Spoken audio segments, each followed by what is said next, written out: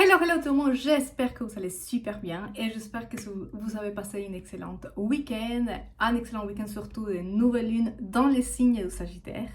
Nous avons eu une nouvelle lune très particulière avec l'opposition de Jupiter rétrograde et aussi avec Mercure rétrograde déjà dans le ciel. Si vous n'avez pas vu la vidéo de la semaine dernière où j'ai donné toutes les explications sur cette nouvelle lune, n'hésitez pas à aller les faire. C'est une énergie que nous allons continuer à expérimenter, à traverser cette semaine et bon, pendant les prochains 6 mois jusqu'à la pleine lune dans ces mêmes signes. Mais cette semaine, dans cette vidéo, j'aimerais bien vous parler sur Mars et surtout, plus particulièrement, on va faire un zoom in sur l'archétype de Mars et la rétrogradation qui va commencer le 7 décembre, donc cette semaine, à la fin de cette semaine, et qui finira le 24 février 2025. Mais avant de rentrer dans tous les détails, je vais commencer par les gens qui ne me connaissent pas, que vous êtes nouvelle ou nouveau par ici. Je m'appelle Laura, je suis astrologue, je suis lectrice des registres akashiques et dans cette vidéo, je partage ma vision, mon opinion, mon ressenti sur les différentes transits du ciel.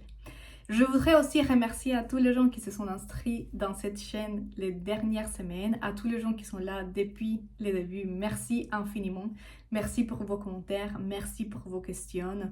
Vous savez que soutenir ce type de contenu m'aide beaucoup, que vous soutenez ce que je fais.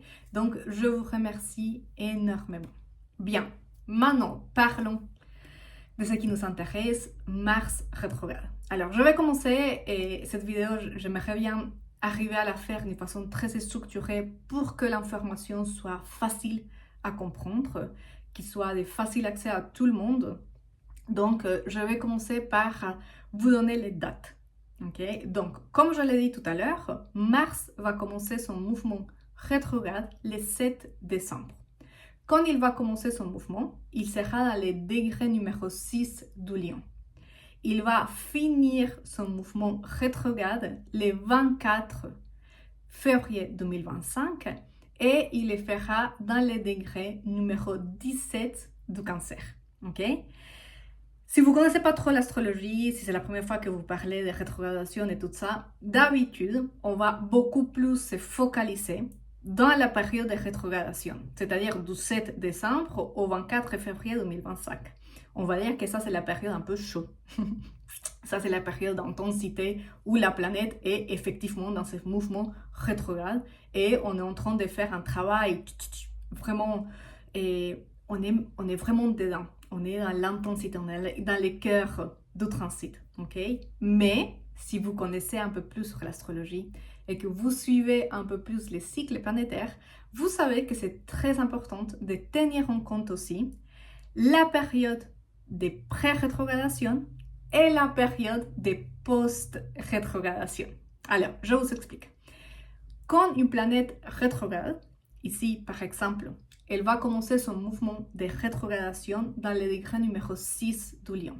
Donc, à partir du degré numéro 6 du Lion, on va avoir l'illusion optique. On sait bien évidemment que les planètes dans le ciel, dans les astres, là-haut, physiquement, ne vont pas rétrograder.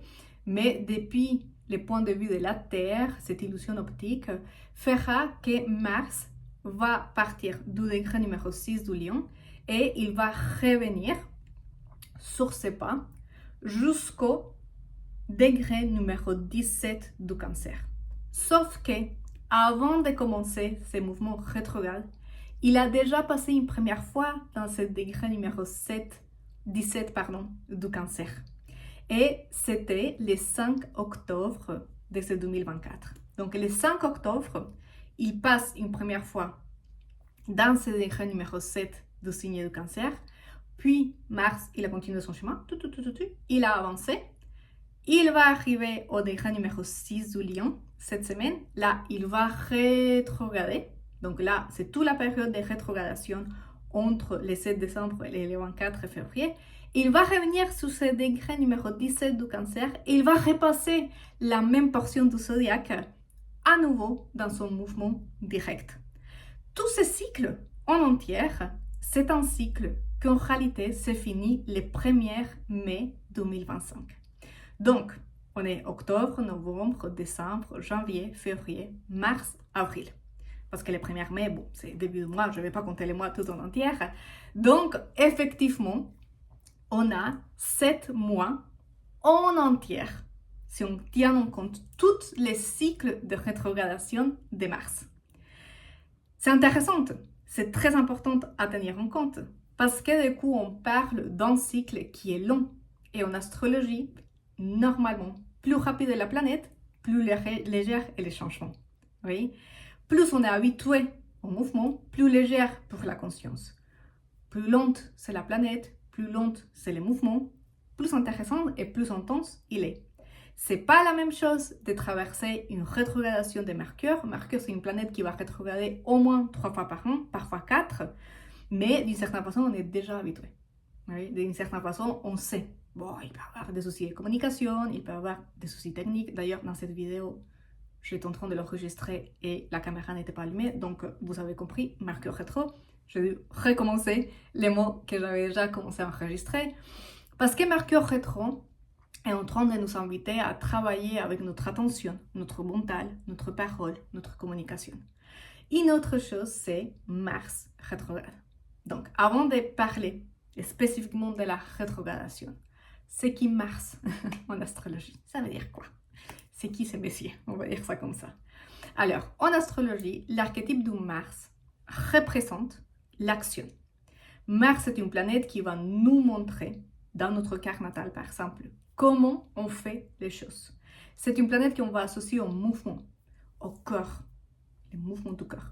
La notion d'avancer, c'est une planète qu'on va associer à l'énergie yang ou l'énergie masculine, l'énergie d'aller vers l'avant, d'accomplir nos objectifs. Oui, c'est une planète qui est très importante à apprendre à l'intégrer parce que c'est grâce à elle qu'on va arriver à matérialiser, à accomplir nos actions dans la matière.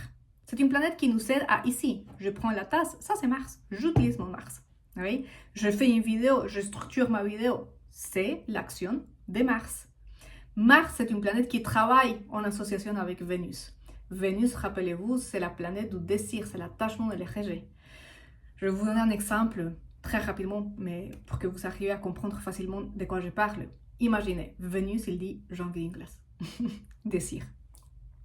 Mars, il dit « je t'achète la glace ». Ok? Mars, c'est la planète qui nous permet, quand on apprend à travailler avec elle, d'accomplir ces désirs vénusiens dans la matière. Parce que sinon, Vénus est une planète qui est extrêmement réflexive. Elle est introspective. Oui? Donc, Vénus, elle attire les choses. Mars, elle est proactive. Ok? C'est aussi la planète qu'on va associer à la guerre. On dit c'est les soldats, c'est les petits soldats. Donc, c'est la planète qu'on va associer au conflit. Pourquoi? Parce qu'on l'associe à la guerre, à la colère. Mars, c'est une planète instinctive, donc c'est une planète qui nous permet de nous défendre, de mettre la limite ou bien d'attaquer. Oui, c'est la planète avec laquelle on va apprendre aussi à mettre la limite clairement, à dire non, je ne suis pas d'accord, moi je veux ça, assumer notre besoin et assumer notre désir. Donc, une fois qu'on a travaillé beaucoup la lune qui nous parle de la régulation émotionnelle en astrologie, c'est intéressant de travailler Vénus et Mars, les deux ensemble. C'est très important de les associer, les travailler, parce que ce sont des principes qui nous permettent d'agir dans le monde et dans la matière. Bien, qu'est-ce qui se passe quand une planète est rétrograde?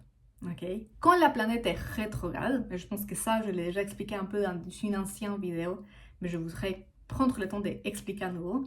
On a l'illusion optique. Les astrologues, on n'est pas bêtes. On sait que dans le ciel, la planète ne va pas dans le sens contraire, mais on a l'illusion optique que la planète revient sur ses pas. D'une façon symbolique, les planètes rétrogrades, et dans tous les cas pour moi, et surtout, et dans ma perspective et ma façon de travailler avec l'astrologie, c'est des opportunités. Parce que moi, j'aime bien vraiment voir l'opportunité de chaque transit. Moi, l'astrologie qui est mise au service de la possibilité, c'est une astrologie qui est vraiment au service de l'être humain, au service de l'individu, au service de ce processus du cœur. Et c'est comme ça que je travaille. Oui? Donc c'est pour ça que dans mes vidéos, vous allez toujours retrouver une vision, ou dans tous les cas, j'essaie de vous partager un regard qui vous permet de vraiment utiliser cette énergie à votre faveur pour la synchroniser avec votre chemin de vie. Oui? Voilà. Donc, les planètes rétrogrades, pour revenir et ne pas perdre le fil de mes idées, Mercure rétrograde à nouveau, sont des opportunités. Des opportunités pour enquêter, pour observer, pour rechercher, pour prendre conscience, pour d'une façon réflexive, venir et observer comment j'utilise cette énergie planétaire, comment j'utilise cette force planétaire, comment j'utilise cet archétype en moi. Oui? Les rétrogradations, ce sont des moments hyper intéressants parce qu'ils nous permettent de voir, de prendre conscience quels sont ces a priori, quelles sont ces constructions, ces conditionnements du passé, des habitudes, de la tradition, dû à notre éducation aussi, à la façon comme on a été élevé, au contexte dans lequel on a été élevé, au pays dans lequel on a été élevé, à la famille dans laquelle on a été élevé. Oui, ça nous permet d'observer tous ces comportements qui sont là, de façon inconsciente, pour les changer, tout simplement. Pour se dire, ah, en fait, j'agis comme ça, parce que, je vais mettre un exemple aussi, parce que vous savez que j'aime beaucoup que ça soit compréhensible pour tout le monde, et j'ai hyper peur de prendre l'ascenseur. On va imaginer ça comme ça. Ben, avec la rétrogradation de Mars, pourquoi est-ce que j'ai peur de cette action? Ah, bah bien sûr, parce que quand j'étais petite, ma grand-mère n'arrêtait pas de me dire que les ascenseurs étaient un endroit dangereux, que je pouvais tomber, me perdre ou avoir un accident. Donc, dans mon enfance, dans ma construction de la réalité, dans ma compréhension du monde, c'est inscrite cette pensée. Voilà, maintenant que je prends conscience, je peux décider de la travailler, je peux décider de la transformer d'une certaine façon, de commencer à voir cette peur, cette appréhension avec un peu plus de conscience. Les planètes rétrogrades, du coup, nous permettent de prendre conscience de tous ces comportements qui existent en nous et qui peuvent émerger à partir d'une peur qui est instinctive, inconsciente, une action de réaction, d'attaque, et pas à partir d'une conscience de mes besoins, mes limites et mes nécessités. Et c'est pour ça que les périodes de rétrogradation planétaire, de mon point de vue, c'est vraiment des cadeaux de la vie. C'est vraiment des périodes dans lesquelles ça va dépendre beaucoup, hein, et ça c'est important de tenir en compte.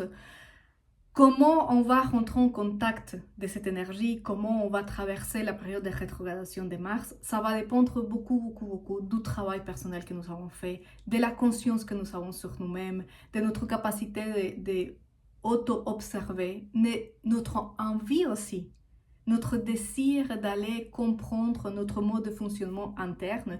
Et ça demande un processus, ça demande, dans certains cas, aller faire une thérapie et prendre des pauses, et aller méditer, faire du yoga.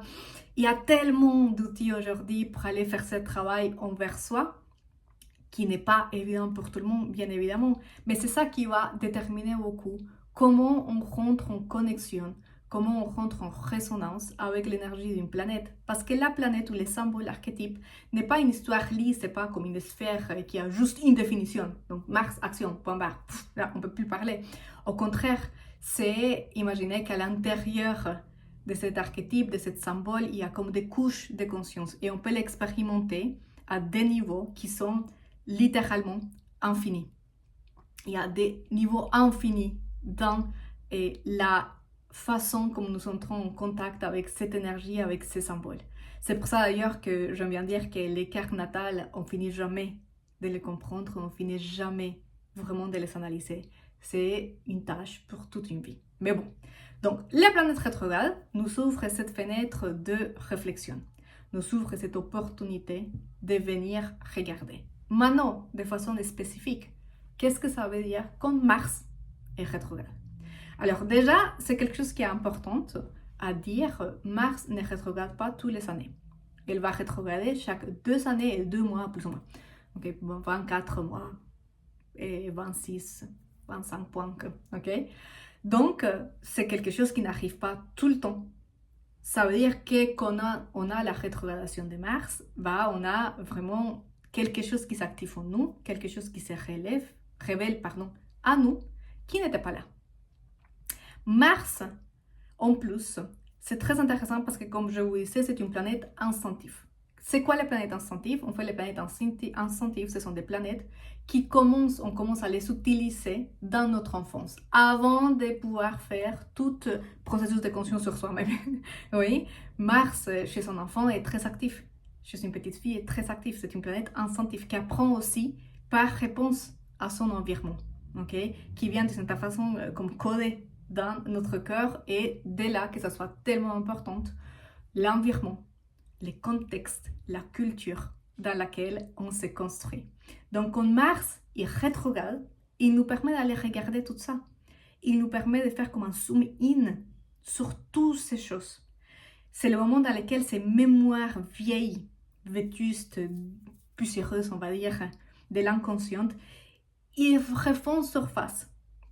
Et la question que je vous invite à vous poser à chaque fois, c'est comment j'utilise cette énergie?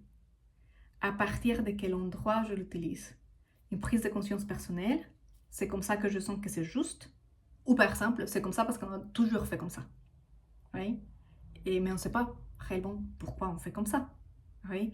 Quelle est la motivation derrière à cette action, à cette décision, à cette mode d'emploi, méthodologie, on va dire, de la vie. Ok? Bien, méthodologie peut-être, c'est pas le mot trop pour Mars, parce que Mars peut être très impulsif, très têtu, si j'étais sans réfléchir. Mais dans tous les cas, je pense que vous avez compris de pourquoi j'agis comme je agis. Oui? C'est ça la rétrogradation de Mars. Mars en plus, moi je trouve que c'est très intéressant parce que Mars nous parle aussi de la volonté individuelle. Oui? Mais Mars, un Mars qui est consciente, un Mars qui est intégré, c'est un Mars qui se met au service du Soleil. Et si je dis qu'on se met au service du Soleil, le Soleil par définition, c'est la conscience du soi. Le Soleil, c'est la connexion avec le cœur. Le Soleil, c'est la connexion avec l'être. Quand j'habite mon Soleil, j'habite toute ma carte. Je peux voir toutes les planètes, je peux voir tous les signes, je peux voir tous les aspects de ma carte. J'habite toute mon identité, tout mon être, avec tous les multifacettes que ça veut dire. Oui? Quand Mars rétrograde, j'ai une opportunité pour rééquilibrer. C'est comme une profonde réflexion qui me permet d'observer vers où j'amène mes actions.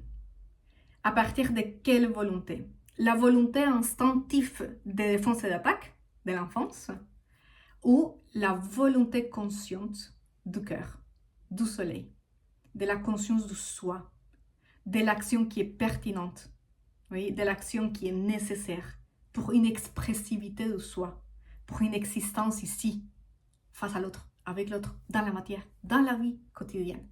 Et ça, c'est un Mars conscient. C'est pour ça que moi, la rétrogradation de Mars m'amène à penser à un Mars qui est beaucoup plus mature et posé, réfléchi, oui, introspectif. Ça me fait penser un peu, si on prend l'archétype du guerrier, on a d'un côté les soldats impulsifs qui veut taper, qui veut aller à la guerre, qui veut faire les conflits, mais il ne sait pas exactement pourquoi, mais c'est un peu, c'est plus fort que lui. Et d'un autre côté, c'est pas, je vois comme un samouraï, voilà, un guerrier qui est très conscient, qui sait très bien les mouvements de son corps, qui connaît très bien aussi la capacité de son impact, la capacité de sa force, la capacité de son poignet. Je pense à tous les arts martiaux en général qui nous amènent à travailler dans le cœur et dans l'action, dans les mouvements d'une façon très différente. Je ne connais pas beaucoup, hein.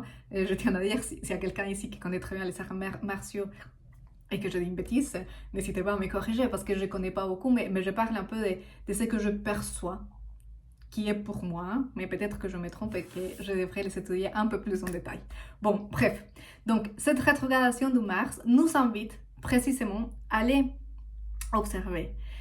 Ici, la phrase, un peu la question que j'aimerais bien vous partager, un peu pour vous accompagner, pour vous guider tout au long de ce transit, ça serait un peu comment je peux apprendre à utiliser cette énergie d'une façon consciente où l'action n'est pas menée ou n'implique pas une notion de défense ou d'attaque, mais plutôt une affirmation de soi, une expression de mon individualité, oui, un besoin d'exister tel que je suis, parce qu'il y a eu auparavant un processus de connaissance personnelle, bien évidemment, un processus de compréhension de soi. Bien, cette rétrogradation de Mars, elle est très intéressante parce que en janvier de l'année prochaine, nous allons avoir aussi les changements des nodes. Donc les nodes du karma, que ce sont des points mathématiques qui nous parlent d'une conscience collective, d'une évolution de la conscience de toute la société, vont quitter l'axe Bélier-Balance. Le node nord est dans le signe du Bélier, le node sud est dans le signe de la Balance. Sur ça, j'ai beaucoup parlé aussi dans cette chaîne. N'hésitez pas à aller regarder mes vidéos précédentes pour mieux comprendre si vous ne savez pas de quoi je vous parle. Je ne vais pas les réexpliquer ici parce que sinon cette vidéo elle est éternelle. En janvier de 2025, l'axe nodal va rentrer dans les signes du Poisson, le node nord, et dans les signes de la Vierge, le node sud. Et du coup, c'est très intéressant parce que les signes du Bélier, là où les nodes ont transité depuis juillet de l'année dernière, est gouverné par Mars. C'est la planète du Bélier. Je me dis, mais c'est génial, on est à la fin d'un grand apprentissage. On clôture ce processus qu'on a commencé en juillet de l'année dernière et Mars commence cette rétrogradation. Comme si le ciel il nous disait, bon, on va passer l'examen, on va passer les tests. Cet axe nodal, il nous a beaucoup parlé sur la façon de créer des liens. Il nous a beaucoup montré que dans notre vie, il y avait des liens et pas que amoureux. C'est pas que les couples la balance. Ça peut être aussi les amitiés. Ça peut être une relation familiale, mère, sœur, cousin. Ça peut être un collègue au travail. Oui. Ça, toute interaction dans laquelle on est deux parties, balance, un, et on doit interagir. Et là, il y a un lien qui se génère. Ça, c'est l'axe Bélier, Balance, qu'on était en train de travailler. On va continuer à travailler encore un peu cette année. Bien, depuis l'année dernière, on observe avec une loupe. Tous nos liens ont été invités à se transformer. Pourquoi? Parce que le node sud dans le signe de la Balance nous a dit la façon de créer, ici il y a des équilibres, donc on va remettre à zéro. Et ça passait beaucoup par cette action du Bélier, de mettre la limite, de s'affirmer, de faire ce travail personnel, d'autoconnaissance, d'observer comment je m'exprime, qui je suis, c'est quoi mon besoin. Et là, Mars qui rétrograde, comme en train de nous dire, bien, on va vérifier. Est-ce que tu as réussi à bien mettre la limite? Est-ce que tu arrives à connecter avec ta colère? Est-ce que tu arrives à connecter avec tes besoins? Est-ce que tu arrives à affirmer ta nécessité, à affirmer tes besoins? Ou tu es toujours dans une dynamique de faire plaisir à l'autre, de ne pas déranger à l'autre, de continuer un peu dans ça a l'air d'être bien, donc je vais ne pas trop les toucher. Au lieu d'accepter d'aller dans la confrontation qui parfois est nécessaire. Ça peut être ça, ça peut être aussi les cas envers. Peut-être on est dans une surexpression de la colère. Parce que vous savez, Mars, quand il est rétrograde, c'est un Mars qui est un peu capricieux parfois, un peu comme les enfants qui ont envie de quelque chose et du coup ils vont pleurer dans la boutique parce que maman achète-moi cette jouet ou cette cadeau. Bon voilà, ça c'est l'action aussi de Mars qu'on ne l'a pas travaillé ou ramené à la conscience. Donc, toute cette rétrogradation va nous inviter aussi à observer. Peut-être, je ne sais pas mettre des limites. Peut-être, je pense qu'à moi, peut-être, je suis trop dans un bélier un peu dark side, trop la République indépendante du bélier, à juste vomir d'une certaine façon ma colère parce que je ne sais pas comment la réguler, parce que j'ai du mal à prendre conscience d'elle et que du coup, je finis par faire mal aux gens qui sont autour de moi. Oui, il peut y avoir les deux cas. Soit on connecte avec cet archétype du Mars qui a été, d'une certaine façon, qu'on a du mal à exprimer, équilibré. Donc, on va plutôt dans la suppression, à le faire petit. Et du coup, ça peut être très dangereux parce qu'ici, la colère, elle va aller vers l'intérieur et on peut imploser un peu. C'est pas très sain. Et surtout, avec cette Mars rétrograde, elle peut sortir d'une façon complètement dérégulée, très agressive. Un peu toute cette colère réprimée. Il y a un petit truc et pouf, ça sort, ok? Ou bien on est dans une expression de la colère qui est très extérieure, pas intérieur, dans un gonflement, on va dire, de l'archétype, mais dans lequel il n'y a pas non plus une régulation, il n'y a pas une conscience, il n'y a pas une harmonie. Ok? Cette rétrogradation va nous permettre d'observer. Donc oui, on peut se sentir frustré, oui, on peut se sentir que les choses ne se passent pas comme moi je voudrais, oui, parce que c'est ça, quand Mars est rétrograde, il y a un frein, il y a un frein. Oui, peut-être on ne va pas arriver à accomplir ce qu'on voulait accomplir avant la fin de cette année. Ce mois de décembre peut être un peu foufou. C'est-à-dire que ça ne se passe pas comme on souhaite que ça se passe. Oui, parce que Mars nous confronte beaucoup avec la frustration. Comment j'agis quand je dois mettre la limite? Comment je me sens quand je dois dire non, je ne suis pas d'accord? Je vous lance comme d'habitude des pistes de réflexion. Comment je sens quand je me sens en colère? Est-ce que je me permets de sentir la colère? Est-ce que je me permets d'exprimer la colère? Ou je vais plutôt passer à une autre chose? Oui, est-ce que je me permets d'être en colère? Ça, on va commencer par là. Ou bien, comme je vous disais tout à l'heure, comment je gère ma colère quand elle est là? Est-ce qu'elle est explosive? Est-ce que j'ai envie d'une certaine façon de la... Et ça arrive beaucoup avec Mars, je décharge. Et c'est comme un besoin d'extérioriser. Et après, je ne suis pas responsable de ce qui a été créé, qui est en Mars, qui est infantile, instinctif, pas conscientisé. Toutes ces thématiques, ils vont être, bien sûr, mises en lumière les prochains mois, surtout, bien évidemment, du 7 décembre au 24 février, qui est la période chaude. Pourquoi? Pour qu'on puisse prendre conscience.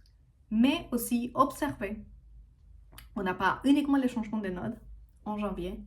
Sinon, il y a une autre chose qui est très intéressante. Le 2 octobre de cette année, nous avons eu la dernière éclipse de cette année dans le signe de la Balance. C'était une éclipse de nouvelle lune. Donc, on a commencé une période de 6 mois dans laquelle on va beaucoup travailler la notion du lien à nouveau. Balance, les relations, comment je crée des ponts, comment je crée de l'harmonie. Cette énergie va être très active jusqu'au mois de mars. Ok? Mars, Mars, la planète et pas le mois, a commencé ou a rentré dans sa période de pré-rétrogradation le 5 octobre. Donc 3 jours après l'éclipse. Donc vous voyez, il y a quelque chose encore dans cette éclipse que cette rétrogradation va nous inviter à travailler.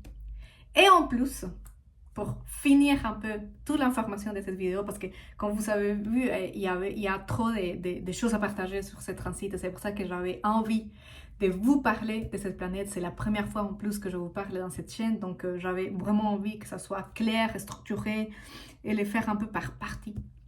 Genre Mars dans les signes du Capricorne aussi jamais, donc j'adore cette histoire de structure.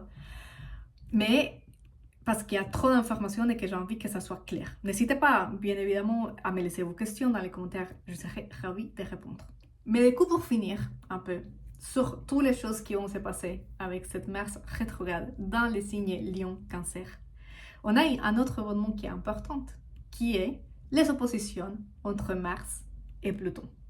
Ça, c'est pas quelque chose de nouveau. Je vous ai déjà parlé sur ça quand je fais la vidéo sur la saison du signe Scorpion. On a déjà fait un peu, j'ai nommé un peu et expliqué un peu de quoi il s'agit, mais je vais les reprendre ici d'une façon un peu plus synthétique pour que vous puissiez comprendre, parce que c'est important avec les rétrogradations de Mars.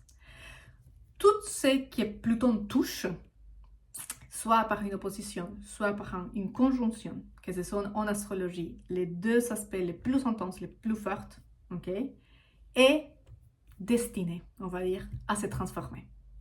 Pluton, c'est une planète que tout ce qu'elle va toucher, elle va les faire remonter à la surface, si c'est réprimé, si c'est inconscient. Elle va les faire dépurer. Donc on va d'abord voir les côtés désagréables de cette histoire. Et ensuite, on va les transformer. Oui, on va les métamorphoser. Je ne sais pas si ce mot existe en français, j'espère que oui. Donc, quand j'ai une planète qui fait un aspect, une communication, un contact intense avec Pluton, c'est clair que cette planète doit se transformer. Pluton, c'est la planète la plus forte en astrologie, c'est la volonté divine. Il n'y a rien qu'on puisse faire face à la puissance de transformation de Pluton. La seule chose qu'on peut faire, c'est de travailler avec lui, de lui dire « Ok, je vais plutôt aller dans ton sens, même si c'est désagréable, mais pour profiter de cette énergie. Bien, Mars et Pluton vont se rencontrer par opposition 3 fois dans le ciel. La première, c'était le 1er novembre 2024. Donc, allez regarder qu'est-ce qui s'est passé un peu autour de cette semaine. Ici, on avait Mars direct dans le degré numéro 29 du Capricorne et Pluton rétrograde dans le degré numéro 29 du Capricorne. Pardon, Mars degré numéro 29 du Cancer et Pluton dans le degré numéro 29 du Capricorne. Pluton qui s'est préparé pour passer au Verseau. Donc, dans ce degré numéro 29 du Capricorne, Pluton est en train de fermer le dossier. Il se disait, écoutez, les amis, moi, je ne reviens plus dans 2 siècles. Je reviens au Capricorne. Donc, est-ce que vous avez bien compris la tâche? Est-ce que la transformation, les processus profonds s'est accompli? Et je vois qu'il y a encore 2-3 dossiers, 2-3 thématiques qui ne sont pas finis. Allez, pop, je les fais ressortir dans ce degré numéro 29, qui est un degré très intéressant dans chaque signe, d'une façon très profonde et très subtile. Je fais remonter tout ça. Et là, on a eu une première opposition avec Mars. Donc, probablement, on a déjà connecté avec quelque chose dans ces semaines-là qui nous a rappelé. Il y a peut-être un conflit qui n'est pas tout à fait résolu à l'intérieur de nous. Parfois, on se dit, on a, c'est pas une discussion avec quelqu'un, une dispute avec quelqu'un, on se dit non, mais c'est bon, ça doit passer. Là, avec cette contact, c'est ah non, en fait, c'est pas du tout résolu. Je ressens encore la colère ou la frustration. Okay? La deuxième opposition sera le 1er janvier. Donc, on va commencer le 2025 avec cette énergie. Mais cette fois-ci, c'est Mars qui sera rétrograde, Pluton direct, et ça va se faire dans le degré numéro 0 de l'axe Lion-Verseau. Un degré mathématique qui a été énormément touché ces dernières années, dans lesquelles il se sont passées beaucoup de choses. Beaucoup de choses. Et qui continue à nous dire, bon, cette fois-ci, la première fois, Mars était direct, Pluton était rétrograde. Donc là, on a pu sentir la colère, mais peut-être ne pas comprendre encore pourquoi la frustration, pourquoi la colère. Là, dans cette 12e opposition, Mars est en rétrograde depuis quelques semaines. On a déjà commencé à se rendre compte peut-être pourquoi. Qu'est-ce qui s'est passé? Oui.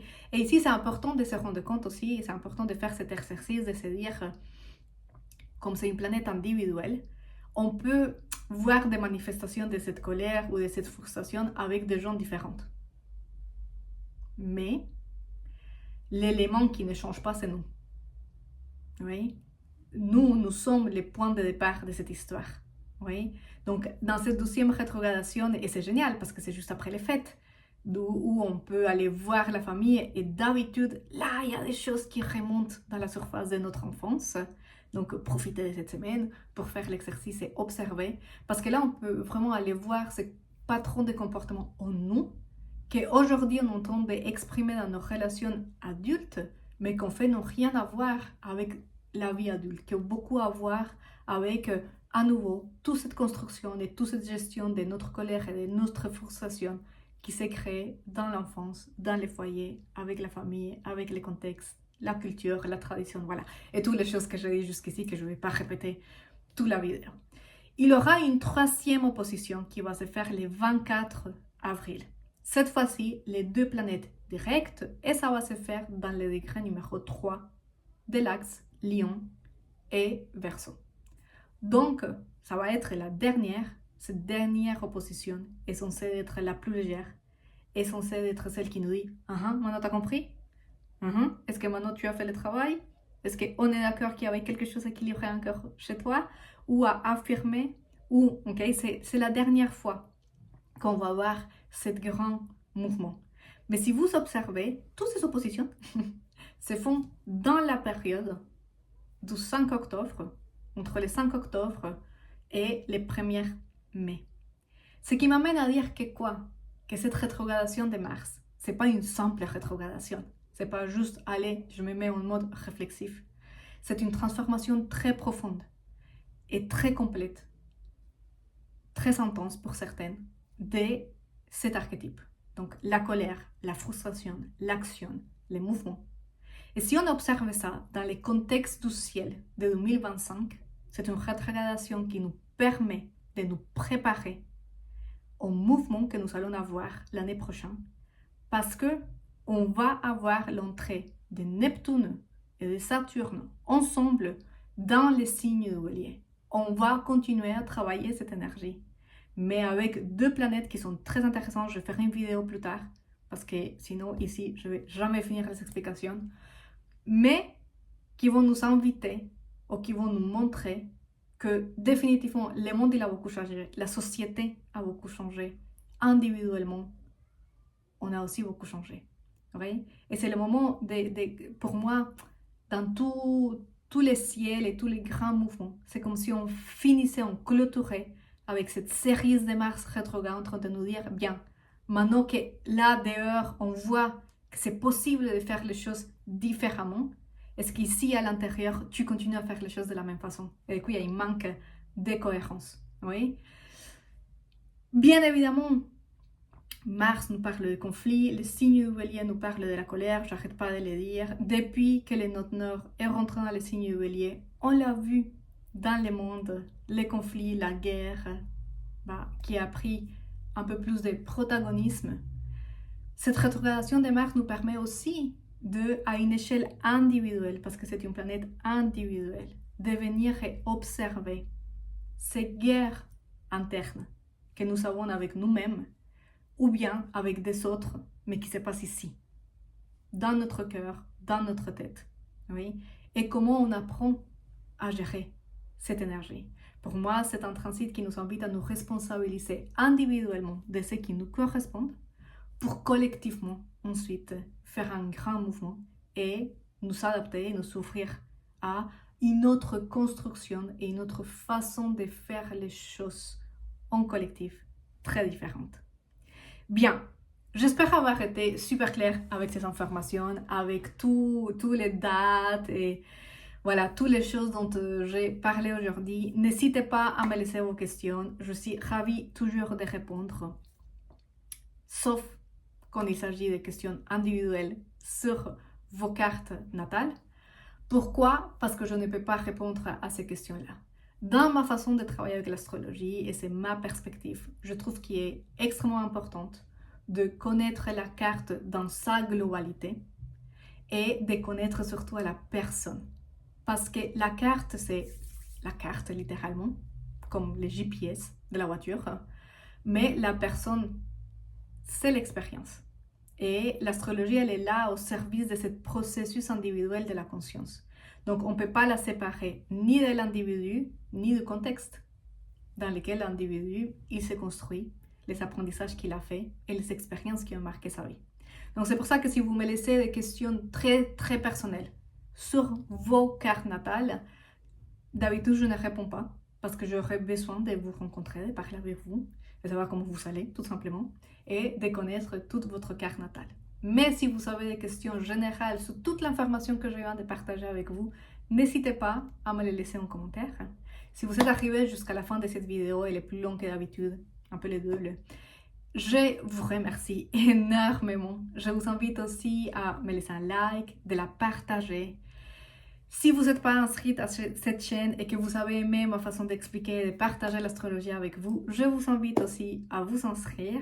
Et sinon, je vous dis à très bientôt pour les nouvelles aventures dans le ciel. Je suis en train d'essayer de m'organiser pour faire la vidéo 2025, une année assez intéressante en événements astrologiques. J'essaie de la sortir le plus rapidement possible, mais je pense qu'avant cette fin 2024, ça sera le cas. Bien, je vous remercie énormément pour votre attention à nouveau. Je vous souhaite une excellente après-midi, matinée, fin de journée. Ça dépend à quelle heure vous regardez cette vidéo. Et je vous dis à très bientôt.